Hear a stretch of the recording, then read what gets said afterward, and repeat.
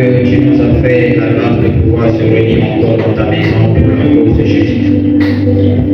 Quand nous nous sommes séparés ici le jeudi, Père de gloire, nous t'avons promis, Seigneur, que s'il y avait encore un lendemain et tu fais grâce que nous puissions se rencontrer ici, on nous fera un petit merci. Voilà que tu as rempli ta parole. Et ensemble avec le bien-aimé, nous avons élevé notre cœur pour te dire merci pour ta grâce. Maintenant, Seigneur Jésus, dès avant la fondation du monde, tu connaissais ce jour. Tu nous as réunis ici, Seigneur, parce que tu as quelque chose à nous parler. Tu as quelque chose, Seigneur, à faire dans la vie de mon frère et de ma soeur. Nous voulons simplement te dédier la suite, Seigneur. Et que tu nous élèves dans les rues célestes en Jésus-Christ, afin de recevoir ce pourquoi tu nous as appelés ici, Seigneur. Alors que l'invitation a été lancée, tes enfants ont répondu présent, Père éternel. Je ne connais pas leurs soucis, je ne connais pas leurs problèmes, leurs préoccupations et leurs questions, Seigneur. Mais c'est toi qui sondes les cœurs et les reins. Seigneur, puisses-tu donner à chacun selon le bon vouloir. Puisses-tu donner à chacun, Seigneur, selon ton parole, et puisses-tu donner à chacun selon son désir. Que tout esprit ne confessant pas ton nom pour les chassants au nom de Jésus, mais laisse que l'intelligence soit renouvelée. Et que l'esprit tout-puissant qui va dominer ici, soit le Saint-Esprit, Seigneur. Écarte l'homme du chemin, et que toi-même tu prennes le contrôle. Du début à la fin, Seigneur, on ne manquera pas de te dire merci. Pense également à notre berger, qui certainement, oh Dieu, te tiendra encore du haut de la chair ce matin. Seigneur, que tu les visites, et que partout tes Éphésiens 4 se tiennent du haut de la chair, Seigneur, que tu leur donnes de la force, de l'inspiration, Seigneur. Ne nous oublie pas, nous également. Quant à ceux qui sont encore en cours de chemin, Seigneur, nous te remettons en tes saintes mains. Jusqu'à ce qu'ils arriveront sains et saufs en ce Dieu, pour adorer ensemble avec le Seigneur. Alors nous dédions ce culte devant tes saintes mains, dans le nom béni de notre Seigneur et Sauveur Jésus. Nous te l'avons ainsi prié et demandé avec foi. Amen. Alors nous allons les faire respectueusement pour lire la parole. Je vous inviterai à prendre vos Bibles avec moi dans le livre d'Hébreux chapitre 6. Hébreux chapitre 6, premier verset, la Bible dit: c'est pourquoi, laissant les éléments de la parole de Christ, posant de nouveau le fondement du renoncement aux œuvres mortes, de la foi en Dieu, de la doctrine des baptêmes, de l'imposition des mains, et de la résurrection des morts et du jugement éternel. Et c'est ce que nous ferons si Dieu le permet. Et que le Seigneur ajoute la bénédiction à la lecture de sa parole. Vous pouvez vous asseoir. Alors ce matin, je vous salue tous dans le nom précieux de notre Seigneur et Sauveur Jésus-Christ. Et que Dieu vous bénisse richement. Que Dieu vous comble. Qu'il vous remplisse abondamment. Êtes-vous heureux de se retrouver dans sa maison ce matin? Je pense que le signe d'être content se manifeste par les acclamations. Acclamons pour le Seigneur. Grâce qui nous a fait encore ce jour. Révérend Taylor, que Dieu vous bénisse. La sœur m'avait appris que vous ne vous sentiez pas bien. Là, ça va maintenant. Gloire au Seigneur. Alors que Dieu vous bénisse tous. Et nous sommes encore heureux de se retrouver dans la maison de l'Éternel. Et ce matin, nous voulons toujours continuer sur notre sujet. Nous étions en train de parler depuis la semaine passée. Et nous avons tiré l'inspiration dans l'enseignement du prophète. Il est en train de nous enseigner sur les Hébreux. Et quand il était arrivé au chapitre 6 du livre des Hébreux, Le prophète est en train d'appuyer une déclaration de Paul. Alors aujourd'hui, nous voulons toujours continuer là-dessus. Nous l'avons intitulé Avançons vers la perfection. Avançons vers la perfection. Alors nous avons dit la fois dernière ici, Monsieur Paul qui était un docteur de la parole, parce que c'est le prophète qui nous dit que Paul c'était le docteur de la parole. Et Paul connaissait exactement les Écritures. L'avantage qui était en Paul, et non seulement il connaissait bien les Écritures, mais il était aussi très instruit. Et c'est pas pour rien que Dieu l'avait choisi. Et pendant quelque part, il est en train de nous dire, et si Dieu avait rapidement suscité Paul, c'est parce qu'il avait vu les incapacités qui étaient en Pierre. Parce que Pierre ne pouvait pas remplir exactement sa mission, vu des lacunes qu'il avait. Voilà pourquoi il avait fallu à Dieu de susciter rapidement Paul. Paul était courageux, il était très instruit. Donc Dieu avait trouvé bon de pouvoir utiliser ce jeune homme. Malgré que Paul n'a pas marché avec Jésus, il n'a pas été l'apôtre tiré par Jésus dans sa chair. Mais Paul, néanmoins, il a remplacé Matthias et qui avait été choisi par des hommes. Après que Judas fut suicidé, pour que la place ne reste pas vide, il fallait que les apôtres puissent se réunir et ils ont tiré au sort Matthias pour remplacer Judas, afin de compléter le groupe des 12 apôtres. Mais Frère Branham me dit que ce n'était pas le choix de Dieu. Le choix sur Matthias c'était le choix des hommes. Mais Dieu avait son choix à lui. Et c'était sur Saul, appelé autrement Paul. Alors cet homme avait vu Jésus dans sa forme originelle, sur le chemin de Damas, quand il était en train de partir pour la persécution. Alors qu'il avait avec lui une lettre de recommandation qui lui avait été donnée d'aller attraper les chrétiens. Alors il était en route pour aller exécuter sa mission. Alors c'est au cours du chemin et qu'il rencontre cette colonne de feu. On a dit qu'ils étaient un peu nombreux, mais il y avait seul lui qui avait vu cette lumière. Et de cette lumière est sortie une voix disant Saul, Saul, pourquoi me persécutes-tu? Alors comme il avait été enseigné par Gamaliel, qui était son maître de la parole, il savait que cette lumière c'était le Dieu d'Israël. Et il connaissait ça. Alors quand il a écouté la voix sortie de la lumière, il a dit Seigneur. Et il s'était aginé pour dire Seigneur. Voyez-vous?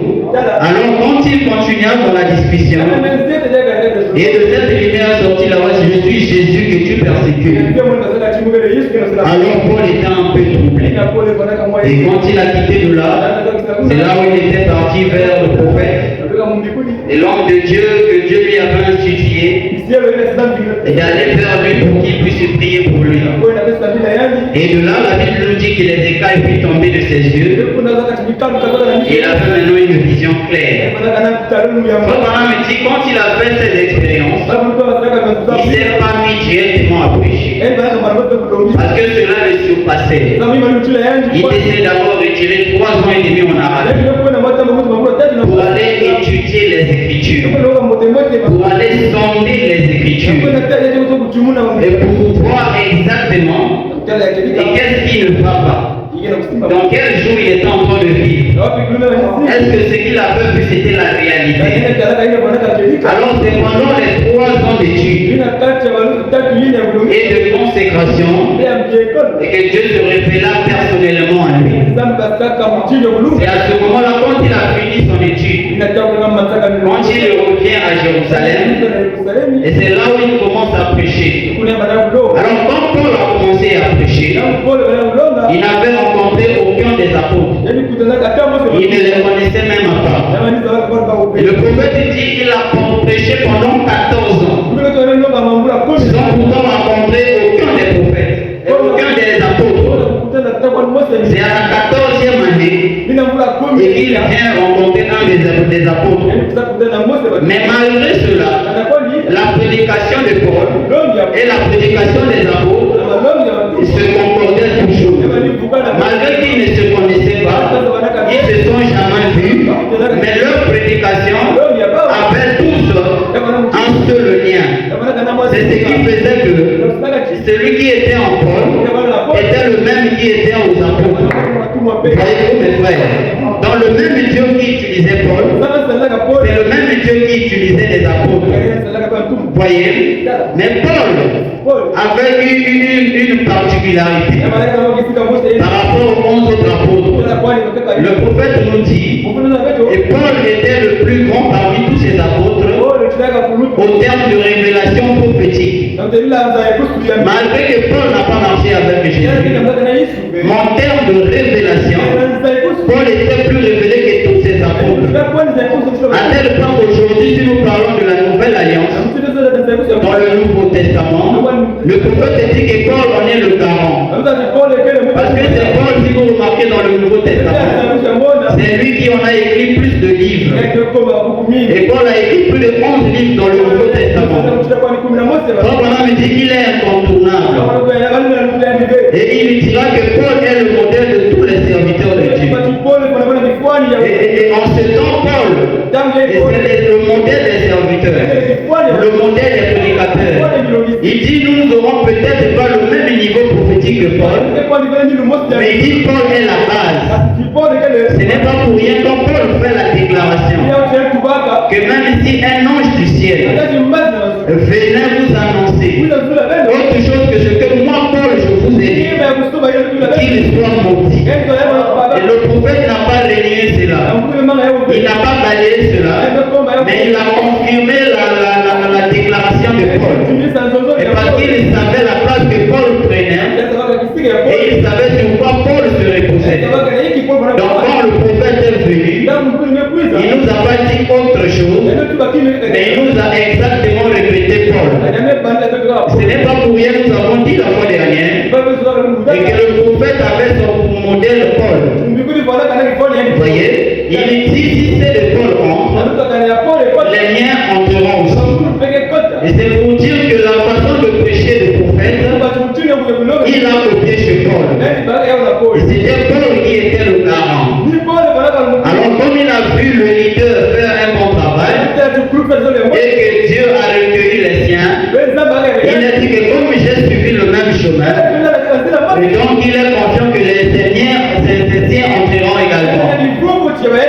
Voilà pourquoi nous devons être fiers, et que le prophète nous a pas emmené nulle part, et sinon seulement dans la Bible. Donc dire que le message de l'heure est au-dessus de la Bible sera un peu dangereux. Et le message de l'heure, c'est seulement la Bible expliquée maintenant. Parce qu'avec nombre des énigmes qui se trouvent dans la Bible, sans pourtant être expliquées, ça n'aurait pas été le prophète. Ça devait toujours être compliqué pour nous de comprendre beaucoup des choses qui se trouvent ici dans la Bible. Vous dites Amen. Vous dites Amen. Alors nous sommes en train de parler d'avancer vers la perfection. Alors nous devons avancer vers la perfection. Et parce que si nous sommes rassemblés ici, mes frères, et c'est seulement pour avancer quelque part. Et ce n'est pas pour rester un seul endroit, mais c'est pour avancer quelque part. D'autant plus que nous sommes ici toujours pour le droit à la vie. Durant la création du monde, le roi Branham dit quand Dieu est en train de créer le monde, quand il avait prononcé la parole que la lumière soit, il dit cela avait pris un certain temps. Cela avait pris un certain temps, un certain nombre d'années, mais il dit l'espace que la lumière soit. Cette parole a été prononcée. s'accomplir. Il dit dans cet espace-là, il dit Dieu était en train de mettre de l'ordre. Il était en train de mettre les lois. Parce que dans toute la création, tout ce que Dieu a créé, et il a mis cela sous une certaine loi. Et c'est pour autant dire que dans tout l'univers, si vous voyez l'harmonie qui fonctionne dans l'univers, c'est à cause des lois préétablies par Dieu. C'est à cause de l'ordre que Dieu avait pris soin d'établir. Il n'y a pas une régularité. Et si nous voyons l'univers, parce que nous voyons seulement le bleu de nuage que nous sommes en train de voir, mais si nous transversons pour aller au-delà, c'est-à-dire si vous allez au-delà du globe terrestre, et vous voyez l'harmonie que les planètes s'alignent, et comment chacune des planètes respecte sa rotation, vous allez comprendre la grandeur de Dieu. Mais aucune de ces planètes n'a déjà quitté sa place pour venir à la place de l'autre. Aucune de ces planètes a fait une chose qui n'avait pas été prévue par Dieu. Mais chaque jour qui passe, ces planètes respectent à la lettre près ce pourquoi Dieu les avait placées là. C'est pour montrer combien de fois notre Dieu est sérieux. Pour montrer combien de fois notre Dieu c'est un Dieu d'ordre. Et pour montrer combien de fois il est grand. Alors comme c'est un Dieu d'ordre, il avait au préalable pris soin de placer chaque loi dans chaque domaine. Et dans chaque domaine de la vie, et nous devons marcher selon les lois préétablies par Dieu afin d'obtenir un certain résultat. Alors quand Dieu créa l'homme dans le jardin d'Éden, il avait donné le pouvoir à Adam. Adam avait l'autorité, mais cette autorité était par juridiction. Adam devait gouverner la terre. Il avait la parole de tout faire. Mais seulement c'était sur juridiction. Alors la condition avec Adam c'était que tu feras tout, mais sauf ça. Et sauf ça c'était de ne pas manger le fruit qui se trouvait au milieu du jardin. Donc aussi longtemps Adam respectait sa part du contrat. Et il avait aussi le privilège que Dieu lui avait donné. Alors le jour où Adam avait brisé ce contrat, c'est là aussi son autorité avait été ravie. Adam n'avait plus le pouvoir. Il n'avait plus la même mise sur le jardin. À tel point qu'il pouvait même fuir le lion, qui autrefois était son compagnon, simplement parce qu'il avait perdu quelque chose. Et cette chose, c'est Dieu qui l'avait ôté, parce qu'il avait enfreint à sa loi. Parce que le prophète dit, nous parlons de loi parce qu'il y a une sanction. Il ne peut exister une loi sans qu'il y ait une sanction quelque part. Donc chaque loi que Dieu a établie, il y a une sanction derrière chaque loi. Voilà pourquoi dire que nous sommes sauvés, dire que nous sommes des élus, que Dieu ne peut pas me perdre, c'est vrai, c'est comme ça. Que Dieu ne peut pas te sauver aujourd'hui et te perdre ensuite demain. Donc Dieu t'a sauvé, non parce que toi tu l'as voulu, mais parce qu'il avait voulu. Et je veux te rappeler ce matin que pour tout péché commis, sache-le qu'il y a une sanction. Sache-le que Dieu va te frapper à cause de tout péché commis. Tu ne sortiras pas de là indemne. Parce que tu as commis et que comme Dieu m'a sauvé, rien ne va se passer. Voilà, mais si vous allez payer pour chaque péché. Vous voyez, ce n'est pas pour rien la Bible dit, votre péché vous atteindra. Vous voyez, vous mes frères. Donc Adam, quand il avait commis, il avait aussi subi les conséquences de la désobéissance. Alors qu'est-ce qui s'est passé après la chute? Les gens vivaient maintenant pour le droit à la vie. Parce qu'ils étaient conscients qu'ils avaient perdu la vie. Alors ils vivaient maintenant pour le droit à la vie. Ils ont été inspirés à faire des sacrifices pour espérer recevoir la vie. Et les sacrifices qui se faisaient par le chef de famille, l'aîné de la famille, c'était le parent qui faisait le sacrifice.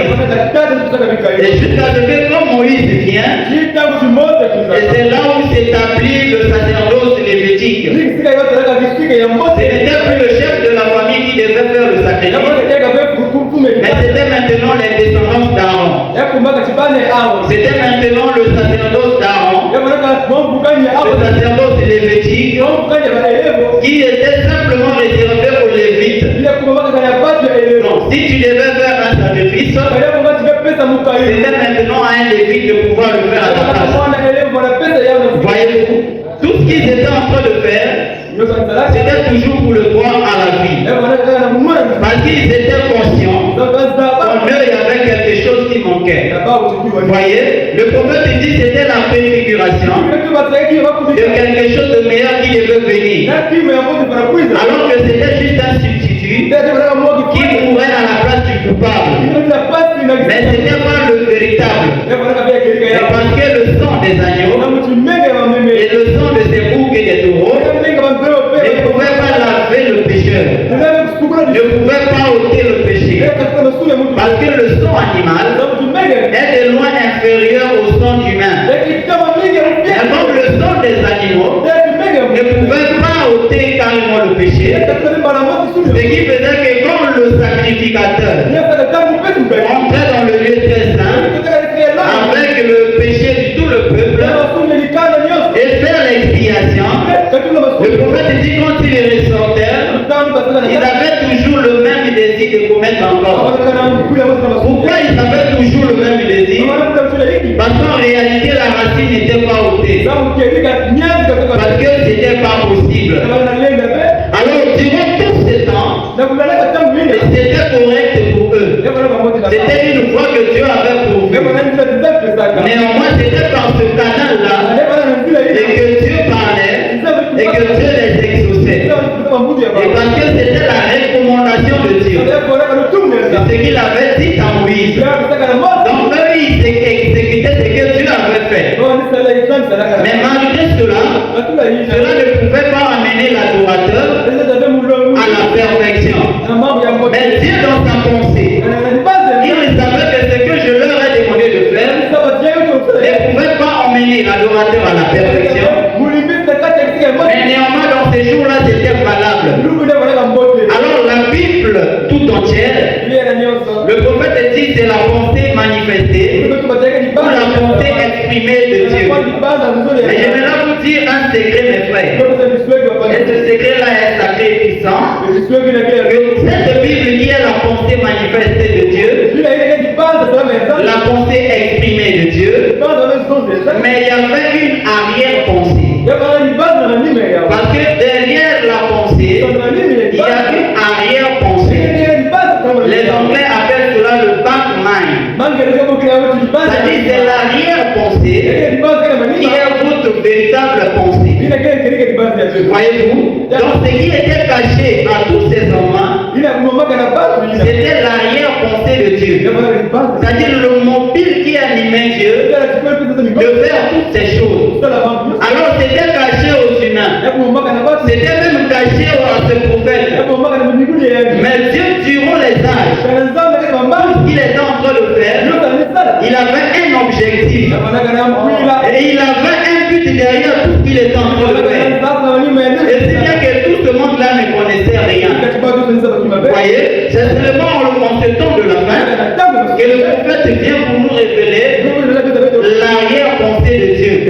C'est-à-dire le mobile qui avait animé Dieu de faire toutes ces choses. Et vous allez remarquer que durant les 7 âges de l'Église, le prophète a armé 7 messagers qui étaient les 7 anges de l'Église. Chacun d'eux a amené un message. Vous allez remarquer qu'ils ont quitté de la foi à la vertu, de la connaissance, la tempérance, la piété, patience, l'amour fraternel. Et c'était cette attitude de Dieu qui était aussi cette attribut. C'est-à-dire Dieu voulait emmener quelqu'un, ou il voulait emmener l'adorateur à atteindre une certaine perfection. Mais pour que l'adorateur atteigne cette perfection, il fallait respecter ses échelles. Il fallait respecter cet escalier établi par Dieu. Mais en ce temps-là, la foi n'avait pas été prêchée, pas la vertu, pas la connaissance, mais encore la tempérance, la piété, l'amour fraternel. Voilà pourquoi quand Paul vient, il dit que ce ministère, c'est-à-dire le ministère de Moïse, il dit que c'était le ministère de la mort. Il dit pourquoi c'était le ministère de la mort? Il dit parce que ça ne pouvait pas emmener l'adorateur à la perfection. Alors ce ministère, qui était le ministère de la mort? Alors quand Paul fait de telles déclarations, il ne le faisait pas à un peuple païen. Eux qui ont resté longtemps fidèles aux enseignements de Moïse.